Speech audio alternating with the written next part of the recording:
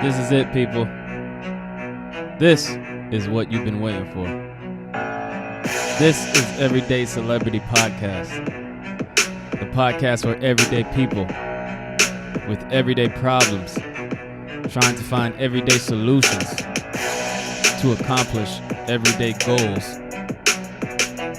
Let's start the show.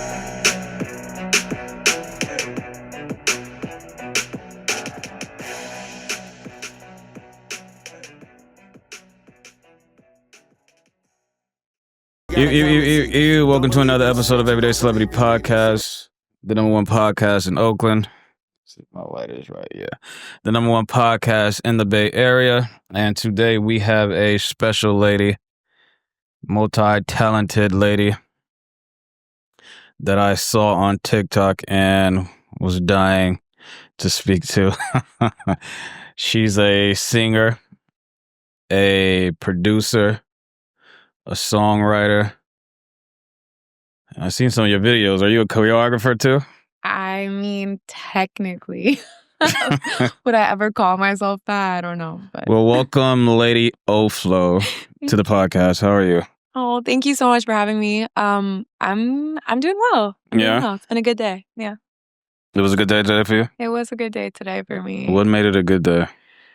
I did not have to work, but I got to do work I wanted to do. So I had a photo shoot earlier today with a friend of mine who's a photographer, Toshi.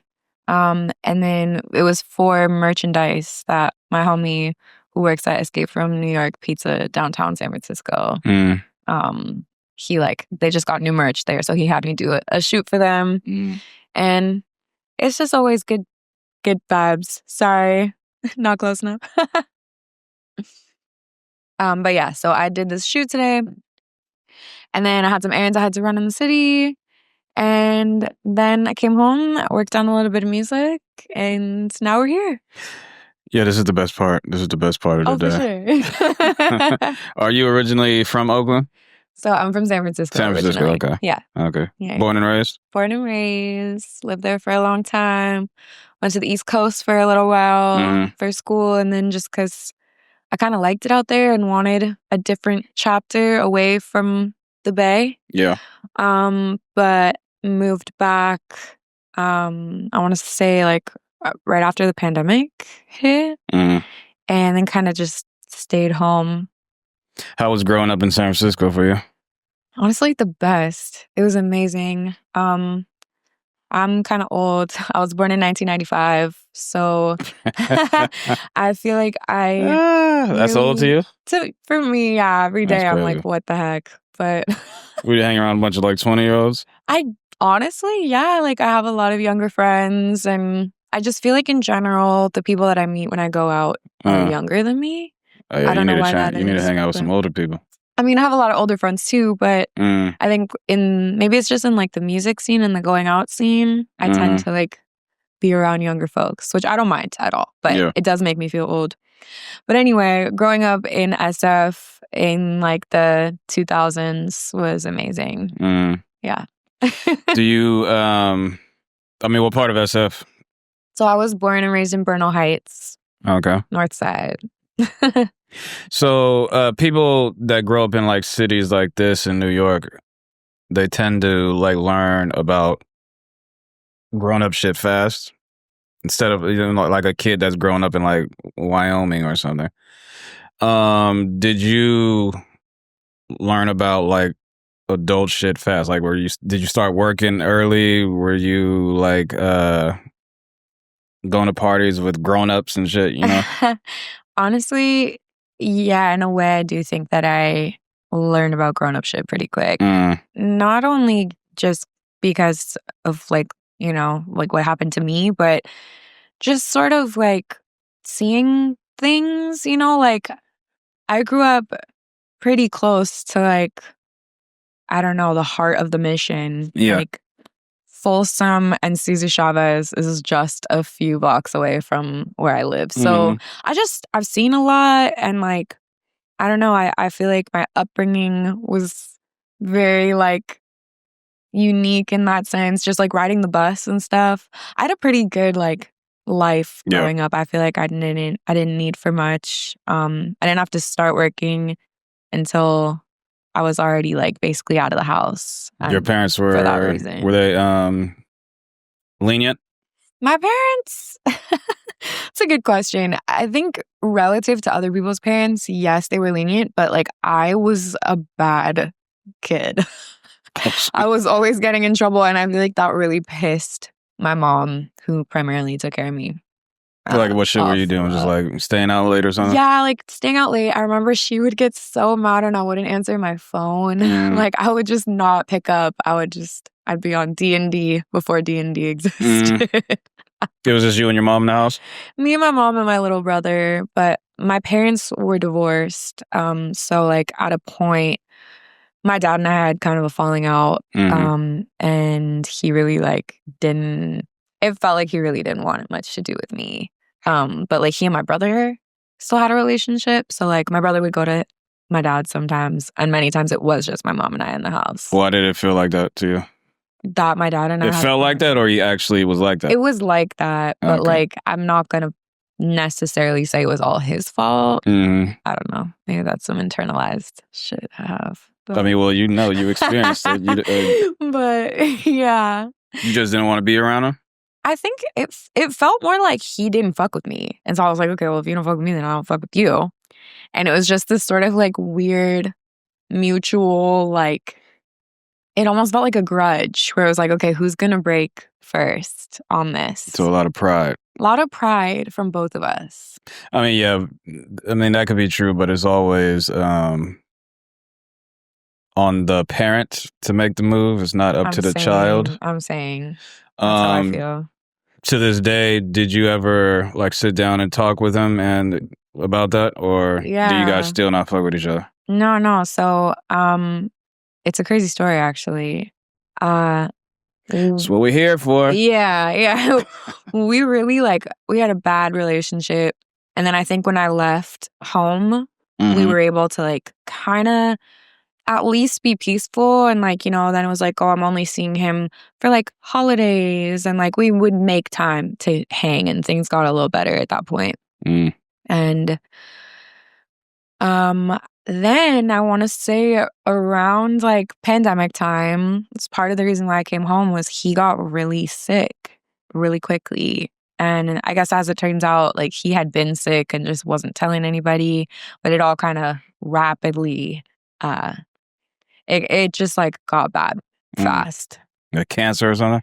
It wasn't cancer. He had cirrhosis, but it was in conjunction with something going on in his blood that they were never able to really like put a finger on. Might have all been related, but it was sort of weirdly cancer-like in that his body was basically attacking itself. And he was constantly needing blood transfusions, and his lungs were constantly filling up. And I'm not going to get too detailed, but long and short of it is that I came back. I moved in with him, started taking care of him, taking him to doctor's visits, like the hospital. And he lived up in like, I don't know if you know the area near like Guerneville, Russian River. Yeah. So right up in there, in the middle of the forest, like the Guerneville is crazy. It's deep. So it's a gay forest. Is it a gay forest? I mean, that's what it seems like. None but gay people up there. I guess, come to think of it, I did see something about a gay rodeo last time I was there. It's gay as shit. It's a gay forest. That makes a lot of sense. That tracks. Anyway, I was up in the gay forest, and so we were like driving back and forth to the city a bunch. Then it got really bad, and I was basically like taking him just like to the hospital and like staying with him at the hospital, staying at my mom's crib in the meantime. And eventually he came into a phase where he agreed to hospice, which for anyone who doesn't know is like basically hospital care at home with the intention of just staying there till the end of the line. Yeah. And I became like his legal primary caregiver at that point. And it was super intense. Like our relationship went from, it felt like we were in sync almost, which is crazy. And he did pass away shortly thereafter, within a year. So you felt good like mending the relationship, even though it was on those terms? Exactly. Like, it's sad it had to be that way, but all things considered, it was completely out of my control. And I would have rather have, mended things under those circumstances than to like be still, I think, like having resentment in my heart. And having him still be like, I don't know, around. Yeah. I always say, I say this all I say this all the time. Like, me and my father, we didn't have a good relationship at all, even though he raised me. And he died, and I always say that I wish I would have sat down and just had a conversation with him about like his life, because I didn't know shit about his life, because we never like really talked. He was like, he was one of those African dudes who were very militant, like no emotion, no nothing, that type of shit in that household. So I always like, I wish I could have like sat down and asked him, how was growing up? Because he was old as shit. So he went through like the 70s, the 60s, like segregation and all that shit. He was in the military, 2 branches. And I never knew about like experiences that he like went through. So I mean, it would have been cool to like, but I mean, that's one of my regrets. So we kind of relate, but I feel you fixed your shit. I mean, I guess I chose to like step up, and no one else could really like take care of him. And it ended up being this really beautiful opportunity to get close to him, and I fucking miss him every day. Are you close with your brother? I'm pretty close with my brother. I think these days we haven't talked in a while, but we definitely were tight growing up. I think in adulthood we've drifted apart a little bit, but. What type of stuff were you into in high school? To be super honest, I was into music and like musical theater, I would say. And I was into hanging out with my friends, smoking weed. I mean, there's nothing wrong with that shit. Yeah, I didn't love school. I loved making art. I was really into like visual art, I think, and like photography at that point. But like, yeah, I don't know. I was a terrible student. Did you go to Mission High School? No, I didn't. No? I went to like a really kind of like bougie private school in San Francisco called the Urban School. Go Blues.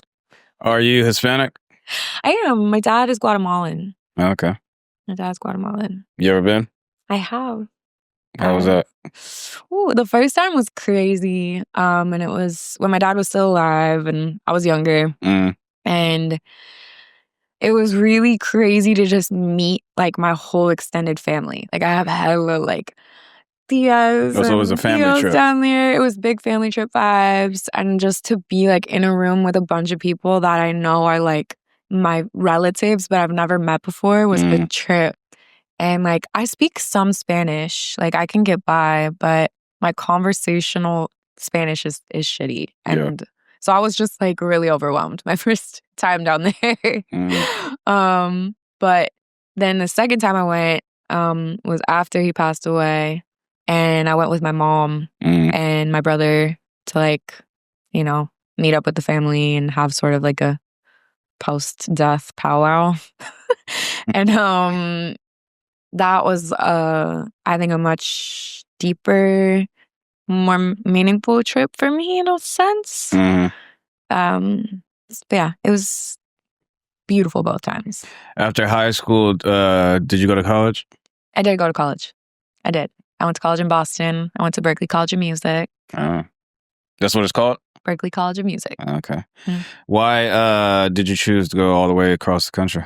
Well, when I got accepted there, it's a pretty, how to say, it's not an easy school to get into. And it's like a music conservatory in a way. So it was sort of like, as someone who's in that world, to get in there and not go would be crazy. Yeah. It's like a dancer if they get into, what was it? Was it Juilliard or something? Yeah, like, exactly. It was an art school that a lot of people want to go to. So I was like, I'm going. Did it scare you going all the way over there by yourself? Hell yeah.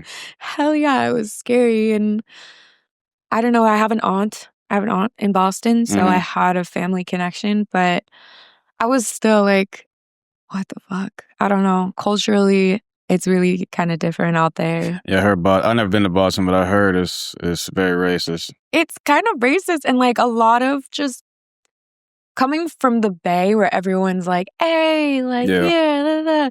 People are mean. Like, people that's are East Coast mean. in general. I was like, like, come on. Yeah, I can just tell you seem like a little small, free-spirited, no care in the world girl, and then you go there and they're like, hey, get the fuck out the way. I was like, what'd I do? But I bet it was, since it was an art school, it was easy to find like community, right? For sure. And also there's a lot of colleges in Boston, very much a college town. So socially, I was like, okay, I can get down. But yeah, like once school was done, once I was ready to be out of there, I was like, bye. Yeah. What did you graduate in? I kind of regret this, honestly. I majored in music business. Okay. With like a focus on vocal. Explain, I mean, when I hear music business, I'm thinking about like the like reading contracts and like that type of shit when it comes to music. Absolutely. So that's a good thing, right? For sure. Right. Like, why do you regret that? I feel like I learned a lot. I feel like I was taught a lot of skills and also just ways of thinking and, you know, ideals that are good to have as someone who's pursuing any kind of career in music business or any creative industry, really. But I'd say I regret it because a lot of the information I was given, the books I was told to read, like this, that, and the third kind of went in one ear and out the other. Because honest to God, that's not what I love and care about. It's good to know, but that's kind of stuff you could learn like on your own, on your own, or hire somebody to like who really knows their shit to like help you with. What I care for is more of the creative stuff, the performance, the process. So there were so many other majors at that school that I think I probably would have gotten more out of. Did you just choose that because that's what you thought at the time you should learn, or? Yeah, I also think I had some pressure from my family, for like just for me to pick something stable. Yeah, you know, like a safety net. But well, at least you finished. Yeah. When you graduated college, did you staying in college, right? Did you from high school to Boston? San Francisco to Boston. The woman that you were in San Francisco, and when you graduated college, did you change or were you like kind of the same? I definitely changed a lot. I mean, I think this was my first time being away from home my whole life. So, you know, I think just in and of itself, that experience changed me, you know, having independence from my family. And also just freedom to like do whatever I wanted at any given moment.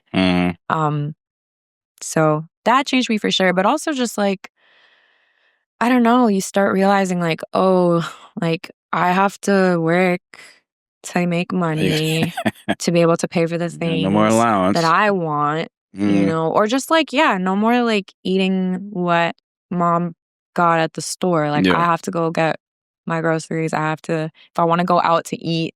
It was like the cafeteria. If I want to be able to eat dinner outside of the cafeteria, like, you know, I got to make some money. And so I don't know, just like little life things like that I suddenly became real for me at 18. And then, I don't know. I think also just, I didn't really know what was good when I left home. I was just sort of like, woo, here we go. Yeah. And going through college, I learned a lot about myself. I almost wish I could have taken some time off before starting my education just to like settle down a little bit. Yeah. And actually like learn actually learn what you really want to learn in school. Right. Yeah. Did So- you after you finished college, did you come back here or did you go to New York? I went to New York. Okay. I went to New York. I had been kind of visiting New York, dipping my toes in while I was in Boston. Because I remember they had a mega bus where it was like $5 ticket from Boston to New York. At all hours of the night, I would just go and pull up. And I had friends that lived there.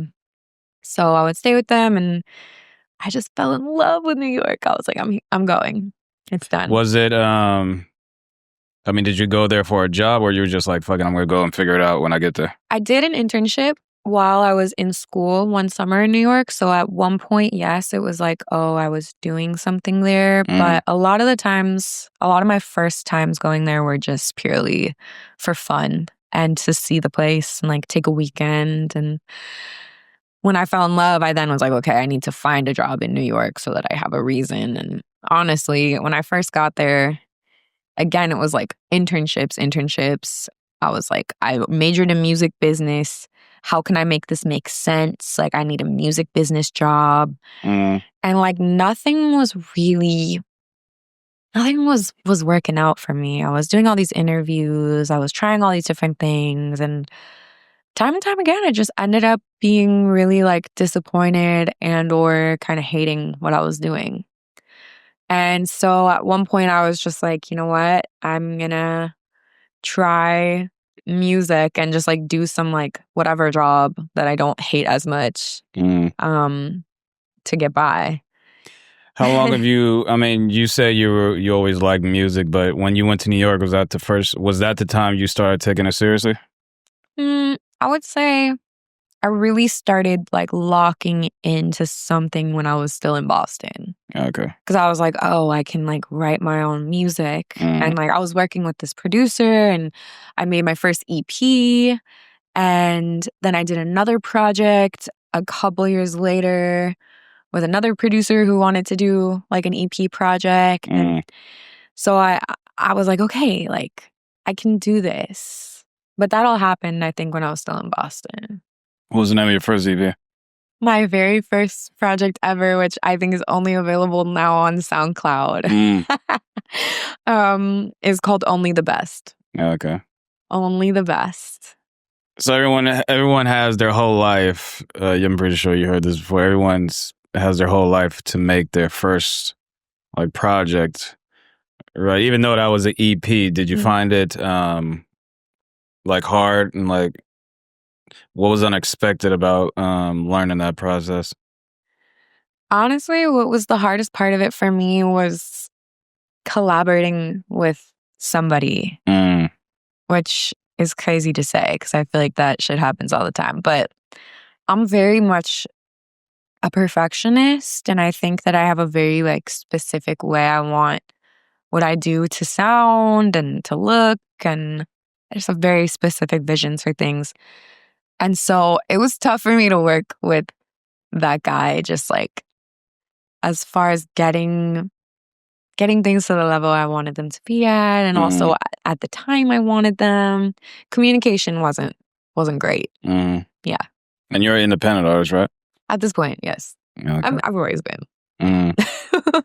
So when you got to New York, were you seeking like labels or? I think, of course, yeah. And there were times where I was trying to like work at labels too. Like I was seeking like A&R type jobs, like assistant jobs. Yeah. You didn't land any? I didn't land any, and I interviewed with so many, and there were a couple times that I thought I was going to get it, and it just fell through. But I'm glad because, again, it's really not what I love to do. Yeah. But I think actually something that I kind of learned at school was that a lot of times labels do end up kind of taking advantage of artists. Oh, yeah, of course. I don't know, just the way that the music industry works on the back end is something that was kind of taught to me at school. So though, of course, I think it would have been a dream and still is a dream to be backed by a label at some point. I wasn't like hungry for it. I think I knew I was also still like developing and wasn't fully at the level that labels are seeking artists to be at. Were you in the music scene in New York? I was. Meaning, like, were you like going, like, were you performing and like shit like that? Yeah, New York for me was kind of like, it felt like the gauntlet. Like I was thrown in there. I didn't know what the fuck I was really doing. And it was like, okay, I'm just gonna start going to open mics, like wherever I can go to like play a song, get my music heard, like be in front of an audience. And it was just like a slow, like progression, a slow burn. Did you ever get booed? What? Did you ever get booed? Did I have a good booed? No. Did you ever get booed did I get booed? Yes. No. No, never? I don't think I've ever been booed. Knock on wood. I think I would hate that. Okay. That must hurt bad. You play instruments, right? I play guitar, but I really didn't start like really doing that until a little later. Do you remember the first time you actually like performed in front of people? Like, yeah, I do. Was it in Boston or like New York? Okay, so I've been in a lot of like theater productions or like this, that, and the third. But the first time I ever... But you can hide behind somebody in a play. Right. You know, the first time I ever really got up and performed my own original music, I have a stark memory of being in the East Village in New York. And I think it was at this place called the Parkside Cafe. And they had like a Thursday night open mic where you pay. I think I paid like $10 to go. And there's like a drink minimum. So you got to get like a drink or two. So I'm already down. I'm down like $25. And I think there was like 6 to 10 people there who also were doing the open mic. And I called my friend Rowan and I was like, Rowan, can you please come here? Like more support. I need somebody I know here. And yeah, that was it. I think I played a song, maybe 2 songs. And it was scary. Yeah. It was scary, which is crazy because like there was like no one there. But yeah, that was... What do you mostly write about? These days, I feel like a lot of my writing is sad girl hours. It's kind of like heartbreak or like unrequited love or like I love you but you're toxic for me.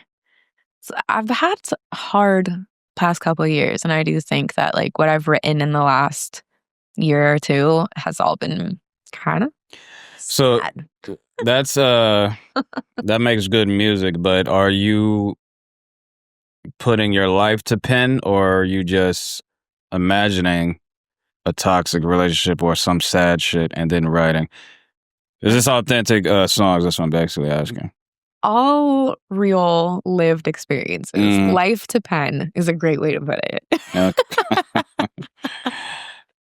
Okay, so this is recently the toxic stuff.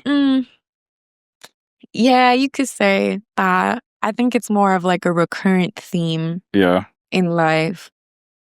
But why is it? I mean, why is everything so toxic? I'm asking myself the same question. No, I actually talk about this a lot in therapy. I'm in therapy. Are you now? I think I have some like deeply seated like childhood trauma with my father that has translated and played out on the stage of my life in my romantic relationships. And I think that I'm really working hard to try and dissolve that and rewrite my own script, trying to learn how to love and validate myself.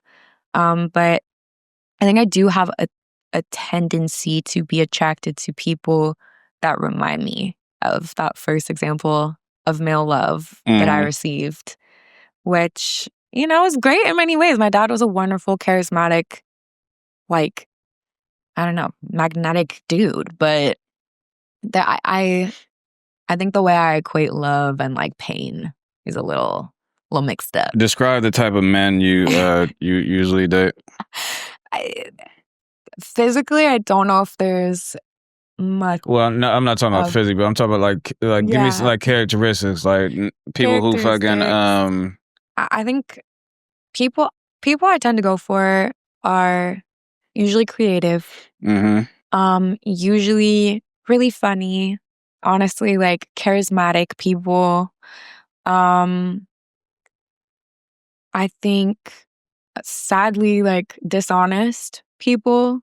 Again, this is something I'm trying to like work through, but for some reason, I think if a guy makes me feel a little uneasy, like a little like, ooh, like dangerous, or there's like an edge to it, I like that.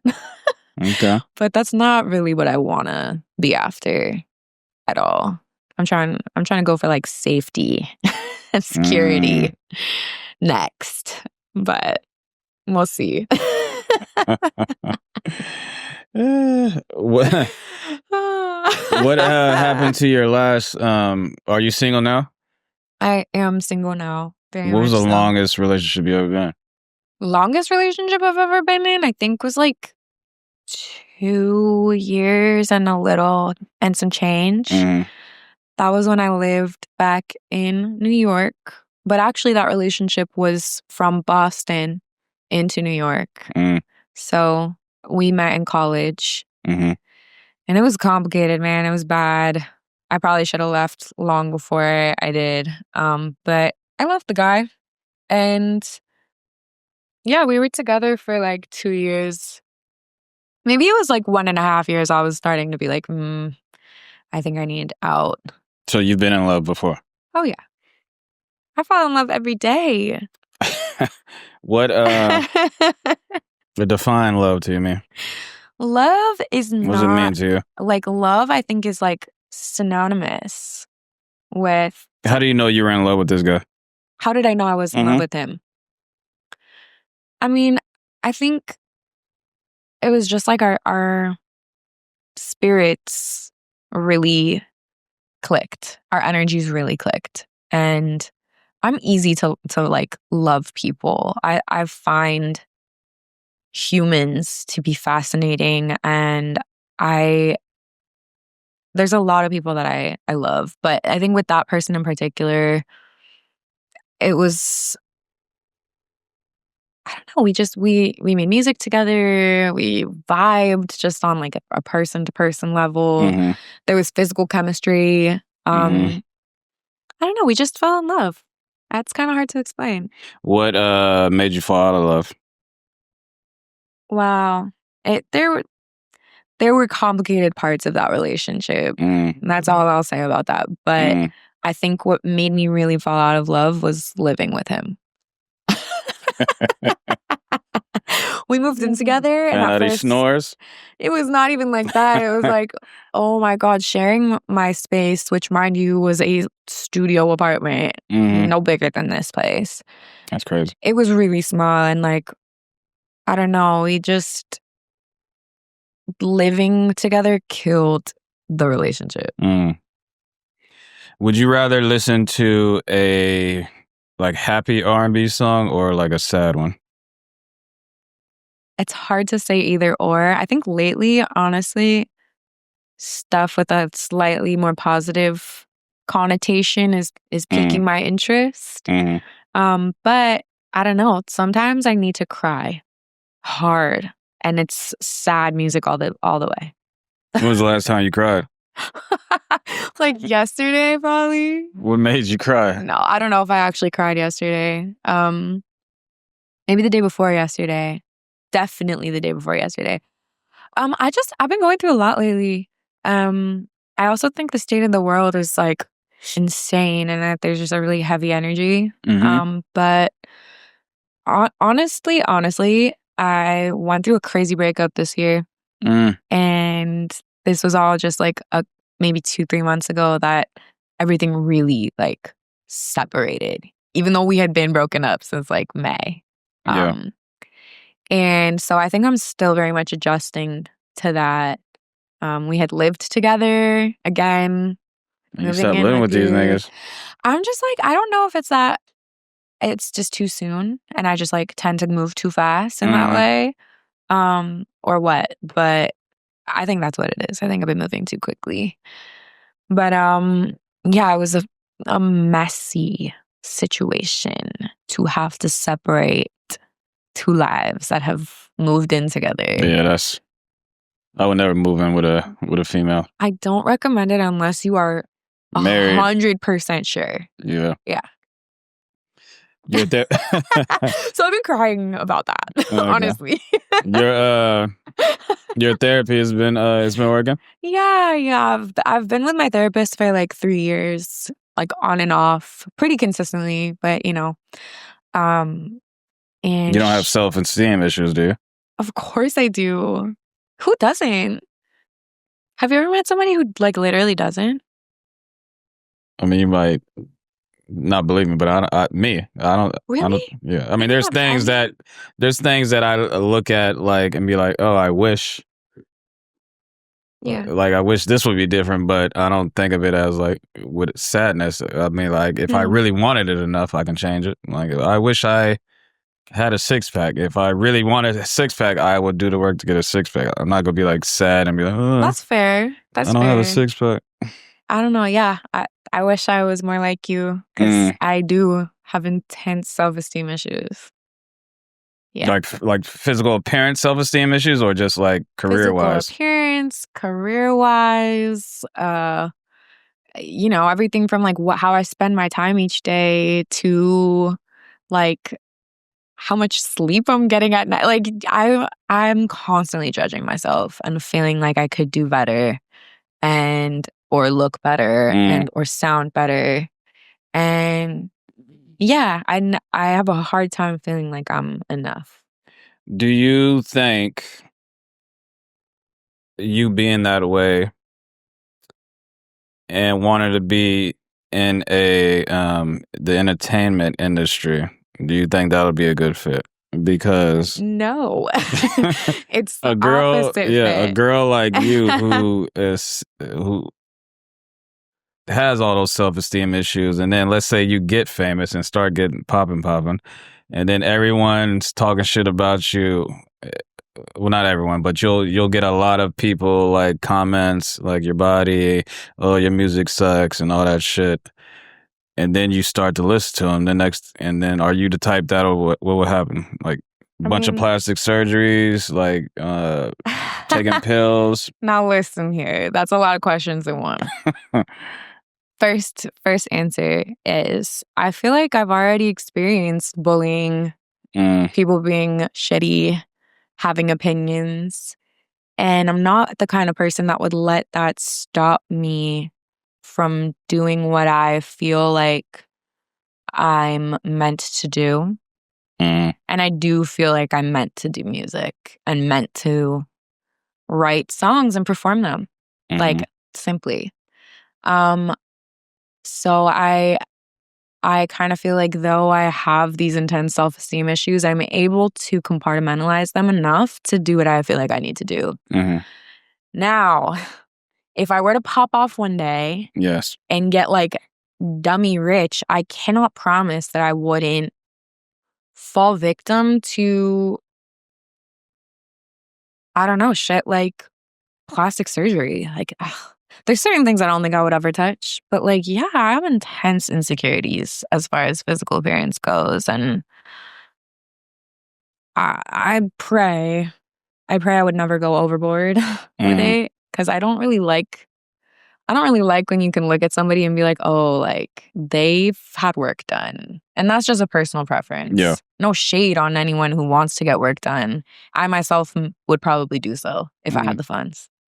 But nothing crazy. What would you do? Oh my God. Honestly, this is so insane.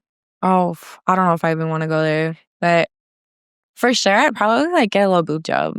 I don't know if that's like how that sounds. But it's tea. Nothing crazy. I'd probably just go like up a cup size. Yeah, okay. I don't need any like knockers. But like up a cup size there. I might get a little like liposuction, like just a little Liposuction. A little like contouring. Maybe like take a little from here, put it here. You know I what don't I'm see saying? no fat on you. But see, that's also like my perception and like my own insecurities projecting. You're comparing yourself to what you see on Instagram. Exactly. So like, yeah, beauty is in the eye of the beholder, but I also feel like there's things that I see that maybe no one else sees. I'm pretty sure you get told that you're beautiful a lot, yes? I definitely do. I think that I know I'm pretty. I think I know I have pretty privilege. And anytime something happens that like comes from that, I think about it. And I'm like, damn, that was sick. Like that was actually tight. Yeah. But like, okay, I'll share this. Somebody who I don't even fucking know on Instagram, like, responded to something I posted being like, oh, lady forehead. I literally was like, excuse me? Like, I know it's big, but like, damn. And so like I immediately was like, that was rude. You know? And they're like, oh my bad. Like, I was trying to flirt with you. Like, I was just trying to play. Like, I didn't even mean it like that. Yeah, trying to get your reaction. And I was just like, brother, seriously, if you're trying to flirt with me, you need to take a different approach because that was mean. And like, that is a deeply seated insecurity from like middle school. Yeah. They used to call me IMAX. They used to call me IMAX. And so I'm like, I don't know. I feel a way about my forehead. I might try and like get a little like forehead reduction if I had the money. Oh my God. Is that crazy? That's ridiculous. But like, it's shit like that. I wish I could just be cool with it all and say I don't give a fuck. Yeah. But I do.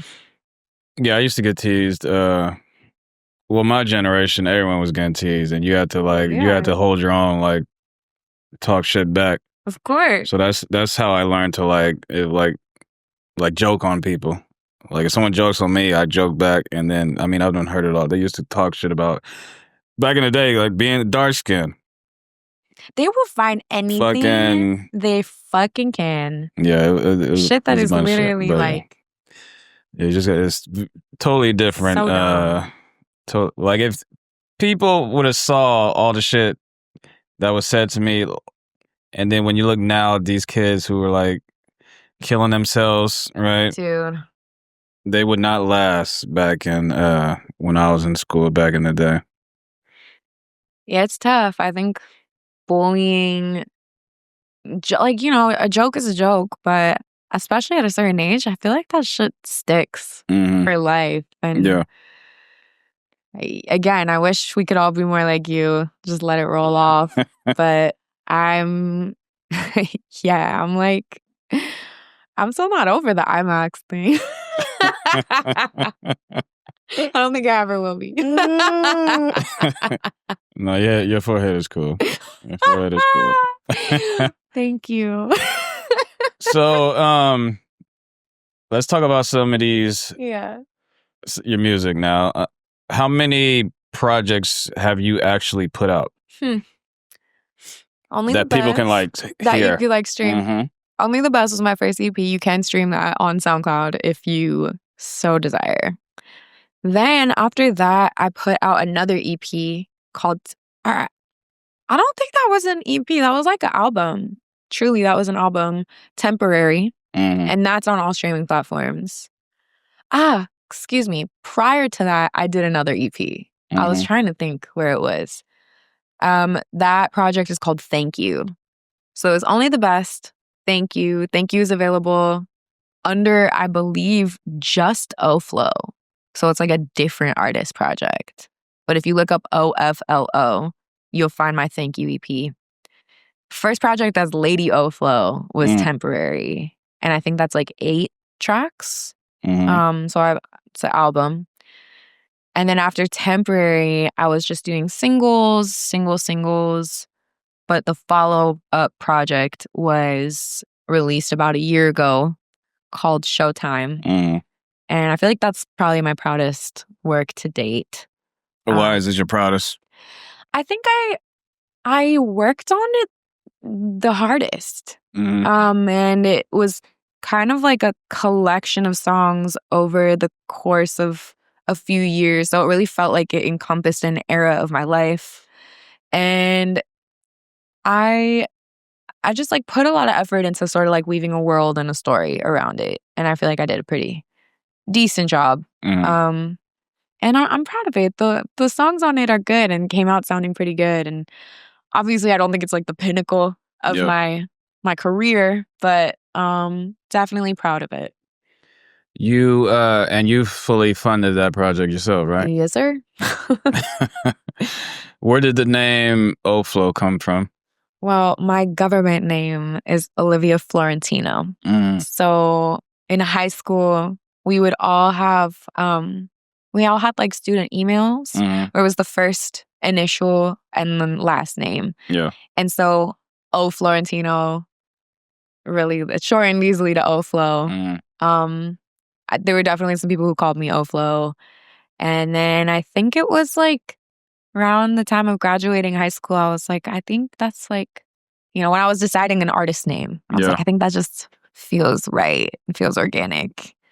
Did you produce the whole album, Showtime, yourself? Pretty much. I want to give some credit where credit is due. Though I did essentially produce every track and presented it initially as a demo to Too Easy. They're like a production duo in the Bay Area. And my thought was like, oh, they could help me add some like additional production onto this. But when it came down to it, I don't think I needed all that much additional production. It was mostly just mixing stuff. But like there were a few songs, for example, the song Down Bad, Cameron was one of the members of Too Easy. Like he and I like got down in a session and we had like a moment where I was trying to explain to him what I wanted to create and he basically like maneuvered. So it was very collaborative and like I really appreciated all of the additional sauce that they added to the album. But I am proud to say like 90% of it was me. When did you learn how to make beats? When I was in college. I took a course on Ableton. And what is that? Ableton is a DAW, which I believe is a digital audio workshop. Okay. DAW, it's like an acronym. And it like, I don't know if you've ever heard of Logic or Pro Tools or like. Yeah, I heard of that. So like those are all different DAWs. Ableton is the one I like to use. And yeah, like I took a class where we learned all of the basic controls and then we had all of these assignments, to create different kinds of beats, different things, practicing. Did it come easy for you?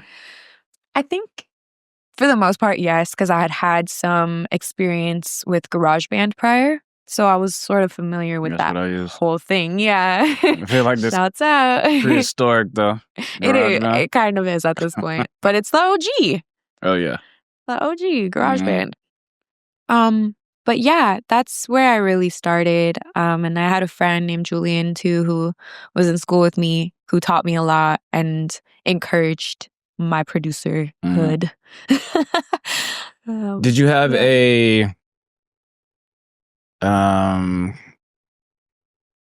did you have someone like to try to teach you how to like about songwriting?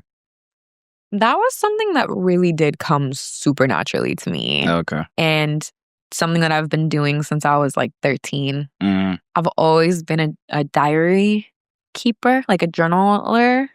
Yeah. And it's so cute. I go back to journals from when I was literally 13 years old and I have all of these lyrics. And I just remember like first discovering GarageBand on my mom's desktop. And being like, oh, like I can record my voice into here. And so I was like making all these little songs when I was 13. What I'm talking about is But poems, right? Let's say yeah. you have a poem and then you want to turn it into a song. What I'm talking about, did you have someone to like teach you how to like I don't know, maybe sing high at a high pitch right here, or like add this background vocal and like little details of creating an actual song? No. Oh, I mean, like, unless you want to count like Beyonce, Yeah. Ariana Grande. Like, I don't know. There were a lot of artists that I listened to and just studied. Okay. Like, Self-taught. Self-taught, Okay. very much. Okay. Very much so. That's dope. Yeah. Do you find it hard to write a song, or is it like easy for you? Sometimes I can't do it to save my life, and then other times I can't stop. It's crazy. Like, it comes in waves where, yeah, like literally I'll just be dry for a long time. I'm kind of in a dry spell at the moment, actually.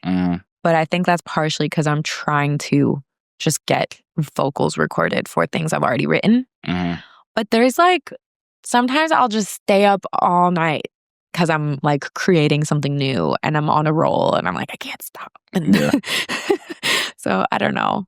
It comes and it goes. Do you need like a specific topic to write about, or do you just write about whatever's on the top of my head is usually what I write about. I think it does help sometimes to like have shit brewing inside, you know? But I do think also like even if I have shit brewing inside, sometimes it needs to metabolize before it can come out. When did you drop Showtime? About a year ago. So I think October 18th, 2024. And how long did it take for you to work on this project?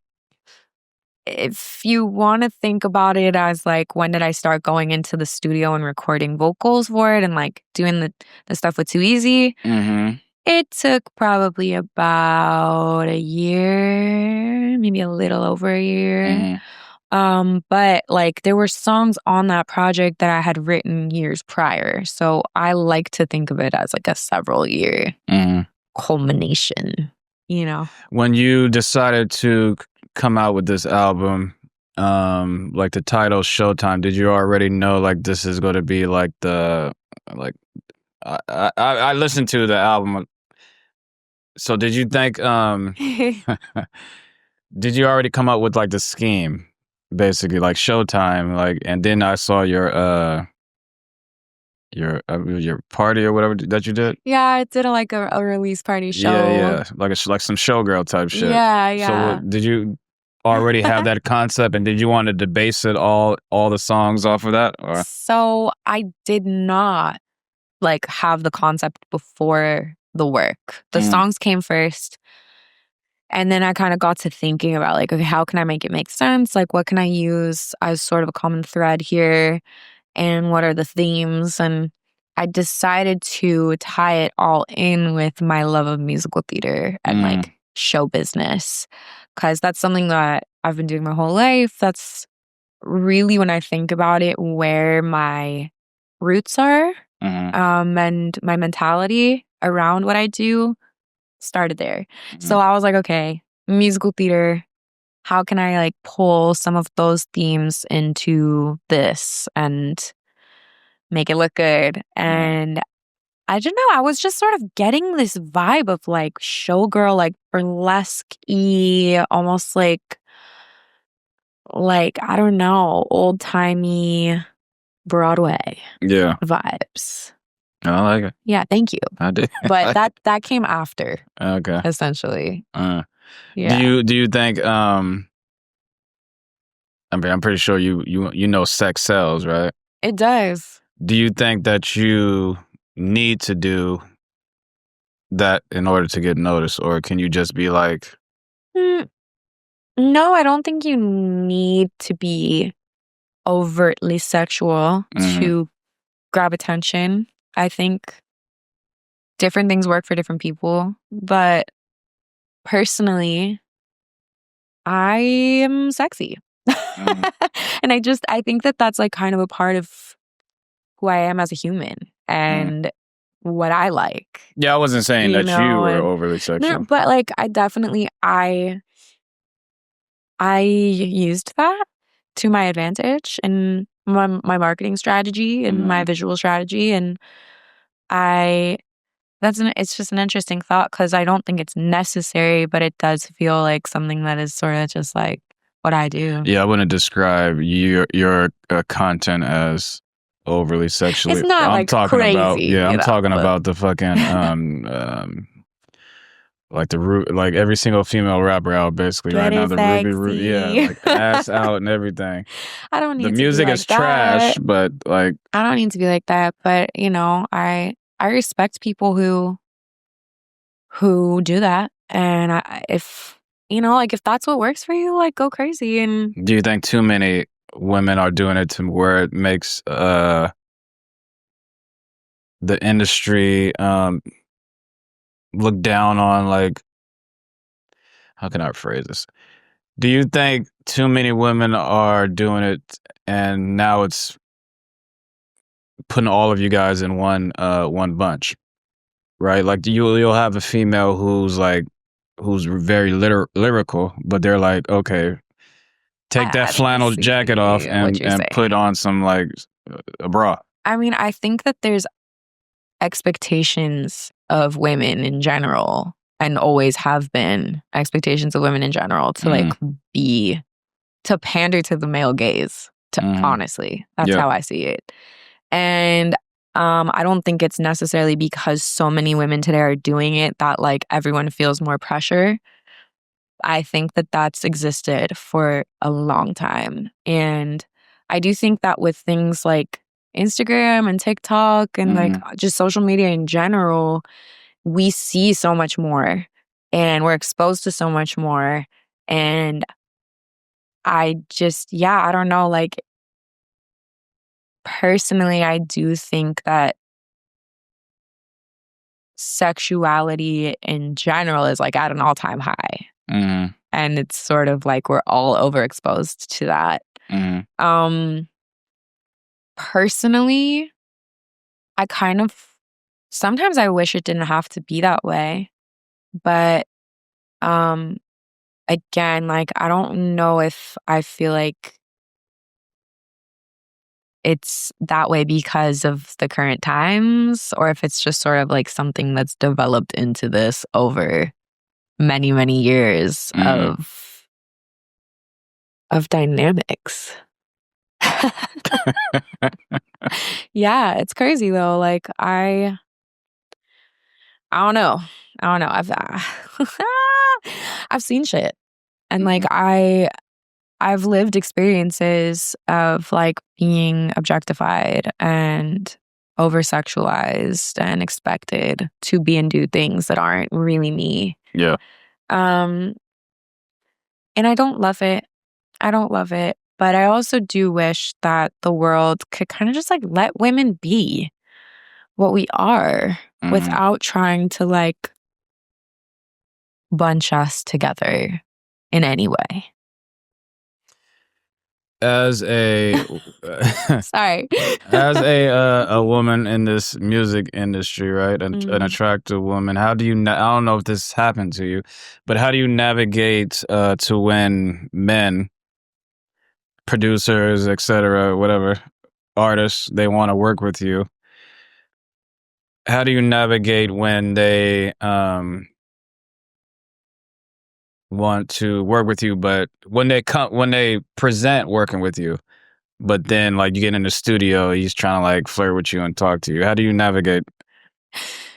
Definitely something that's happened before. That's an interesting question. I think a lot of times I can sense, when there's more to it than just work. And a lot of times I will just be like, I'm good. Like, thank you. Like, oh, can't do it. Find a reason, If it's something that I'm genuinely interested in working with, which has happened before. Like, for example, there was somebody that wanted to work with me And I kind of was like, oh, like you're kind of fine, low-key. So I was like down. And we ended up getting no work done. And it just ended up being like a kiki. So like, I don't know. It really depends on the situation. But typically if it's an unwanted advance, I'll either like find a reason to make it not happen, or like I'll just be blunt and be like, hey, like I'm not really looking for this kind of interaction. Do you end the work, or do you like? Yeah, like the work never happens if you come off with that. So it doesn't even never yeah, happens. Okay. you know, if I'm just like feeling good vibes, I'll be like, hey, like I'm good off of this. Okay. Yeah, no shortage of weird people out here. Showtime, the album Showtime. What is your favorite song on that album? It's a good question. I think it's kind of a tie. I think honestly one of my favorite songs off that album is the first track, Dancing Fantasy. Just because I feel like it was like I don't know if this is the right word, like the emblem of the whole album. Like it was like the crown jewel in a way. Okay. I love that song, and it never gets old for me. But one of the songs that was like written more recently than others on the album is a song called Baddest Bitch Alive. And it's very much me just like talking my shit. And I also love that song. And I think it's probably my favorite. What is the song that, so I mean, if someone was to ask you, what song should I hear that explains the whole album, would you say I would say first one? Dancing Fantasy, yeah. Okay. I feel like that's really like the all-encompassing. Yeah. Are you working on anything, another album? I am. Though honestly, the further I go on it, the more I'm just like, I don't know if I'm gonna package it as an album. At this moment, I think I have like 20 to 25 songs that I've been meaning to finish. And I'm like, I'm chugging along through each one, getting down final vocals for each one. And after it's all done, I think I'm going to sit down and be like, okay, how can I maximize here? Because I don't think it makes sense to just drop 20 songs on the world. No, it doesn't. You know, and be like, here it is. You know, it's just like as a consumer, even as a consumer, if my favorite artist drops an album with 20 or more songs, I'm probably not going to just sit there and like listen to them all. Do you sit down with people and to get help picking the songs that go on your album? Or do you just do it yourself? I talk to people about it. I always have like an idea in mind, but then I'll run it by somebody else and be like, okay, well, like, what do you think of this selection? Yeah. Gotta get a second opinion at least. But yeah, I'm thinking maybe like a couple of smaller projects, or even doing something where it's like setting it up to just drop one song every like 2-3 weeks and just like set it up in advance. What was the hardest thing about making this album that you didn't expect was going to be? The current one I'm working on, or Showtime?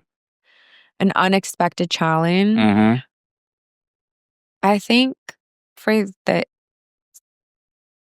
last project, one of the biggest unexpected challenges and like learning experiences for me was understanding that it's a process and that it takes time, and that even if you have all of your vocals down, like mixing and getting all the levels of every harmony, every like instrument, you know, every little this, that, is important to me.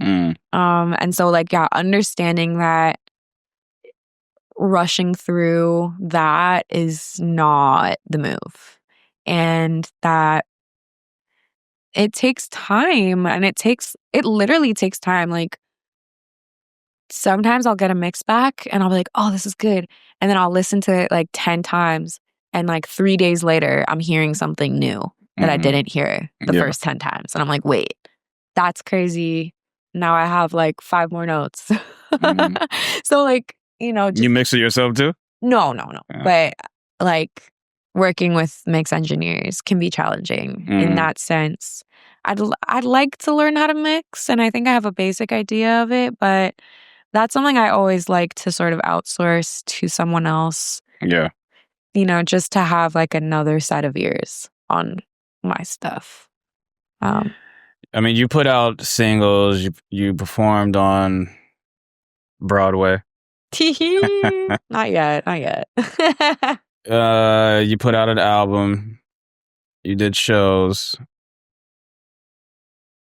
Even though everything that I just named is on like a smaller scale, do you feel like you accomplished everything? Hell no. Oh no. What else do you want to? Right now, I think in my personal life, or like in my personal career, I'd really want to lock in more with my band. I formed a band this year, and it's not all set in stone. I think it's possible that certain people may not stay. I might have to find a new this, a new that, and like create more of a core group. But I really love playing with them. It's so nice to have instrumentalists on stage. It really brings the whole show up to a new level. I really want to lock in with a core group and take it on tour. That's like one of my biggest goals, I think, for the next year or two. Another big one is I really don't know if I should talk about this. Maybe I won't. But I'm in the audition process for a network television show. I will refrain from saying more about it, but like, it's not the Bad Girls Club, is it? Watch out. What is it? Nene? It is. Is it Nene Leakes? No, that's Housewives of Atlanta. Sorry. Bad Girls Club is where they be fighting and shit all the goddamn time. Natalie Nine. That's something. And she's from here too. No Bad Girls Club for me. Okay. But I do hope to like make progress there, and I would love to just like be able to really show what I can do on a larger scale. I think that's the core of it.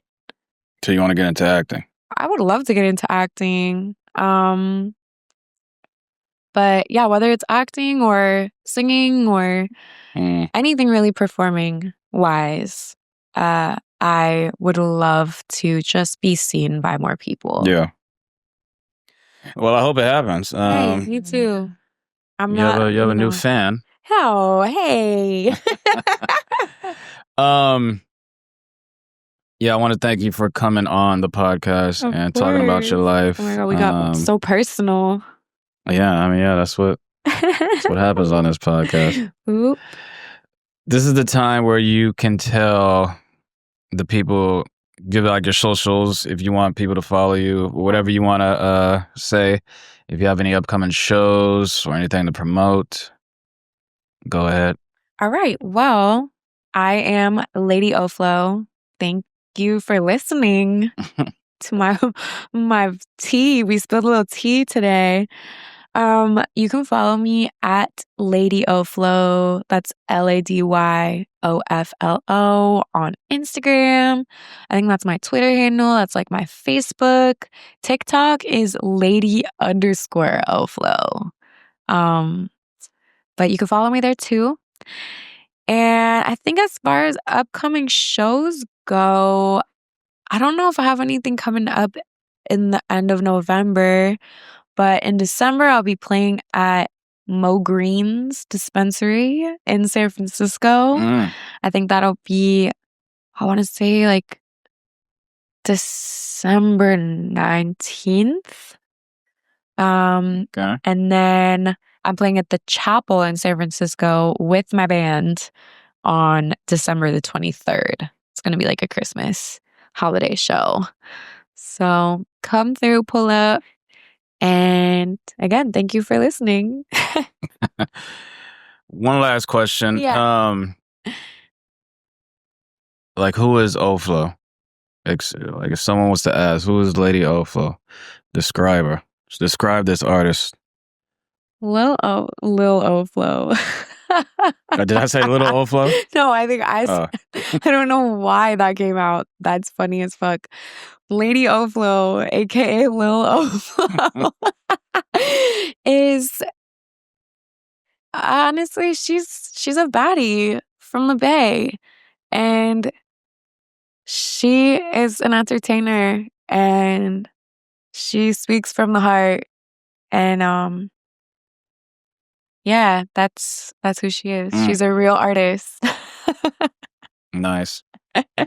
Well, Lady OFLO, thank you for coming on again. Everyone go follow her, listen to her music, stream it, and check for what's next to come. Any last words? Just want to say thank you so much for having me, Everyday Celebrity Podcast. This is Everyday Celebrity Podcast, and we are out. You. Bye. Celebrity to me, celebrate cause I'm me. You a star, you a star, you a star, believe. Reach like 2, 3, 2 of the stars I'll see. Everyday celebrity, I pray to God it's me. Every night that I pray.